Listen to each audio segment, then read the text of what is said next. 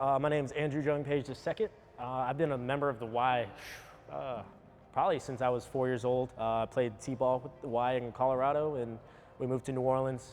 Professional baseball, well, you know, it's not as glamorous as everybody likes to think about it. You know, when you're in the MLB, it's great. You know, 5-star hotels, they take care of you, but when you're playing minor league baseball and independent league baseball, it is a grind.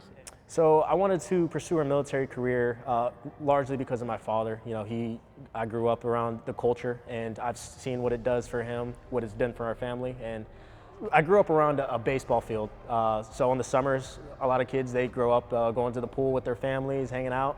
I grew up on a diamond, you know, playing baseball. And, you know, we'd go occasionally to the pools, like hotel pools and stuff like that, but it's more 2 feet, 3 feet water, just hanging out in the water. So I never, quote unquote, learned how to swim. And I didn't realize how important that would be until, you know, probably about 8-9 months ago. And so, you know, all my peers, they know how to swim, and I'm just very far behind. So, like I said, they've done a good job of training me, but the YMCA has just helped me to hone those skills whenever I have extra time available. Swimming is not an easy task as far as being an adult and trying to learn it.